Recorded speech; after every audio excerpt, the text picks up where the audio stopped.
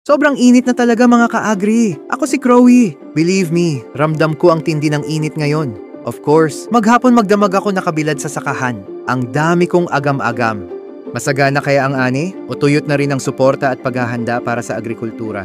Nakakatakot dahil advanced ang El Nino sa atin. Tiyak na apektado ang pananim sa matinding tagtuyot. Nauubos ang tubig sa irigasyon, namamatay ang mga pananim, at bumababa ang produksyon. Kapag kakaunti ang inaning bigas, gulay at prutas, tumataas ang presyo nito sa palengke.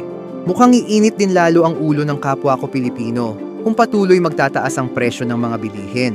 Agree ba kayo dyan? Ay nako, kawawang Pilipino! Buti na lang to the rescue at laging ready ang ating kakampi sa Kongreso. Walang iba kundi ang Agri Party List. Agri ang nagsusulong ng mga programa at batas na naaayon at akma para sa agrikultura. Free Irrigation Service Act para may sapat na tubig ang mga sakahan kahit tagtuyot. Essential Crops Insurance Act para may proteksyon ang kita ng magsasaka kahit bumaba ang ani. Bukod dyan, nabalitaan na ba ng bayan? Isinusulong din ng Agri ang pagdoble sa tulong mula sa Sure Loan Program para may puhunan ng mga magsasaka sa tuwing tinatamaan sila ng matinding init at tagtuyot. O diba, winner talaga ang taumbayan sa Agri. Mga ka-agri, munting paalala, hindi natin pwedeng hayaang matuyo ang kabuhayan ng ating mga magsasaka. Agri tayo, ibalik natin sa Kongreso. Kapag andyan ang Agri Party List, may katuwang tayo sa agrikultura. Ngayong Mayo, may Boses Ka Pilipino. Bumoto ka ha!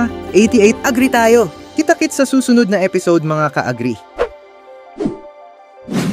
Iboto Agri Party List number 88 sa balota.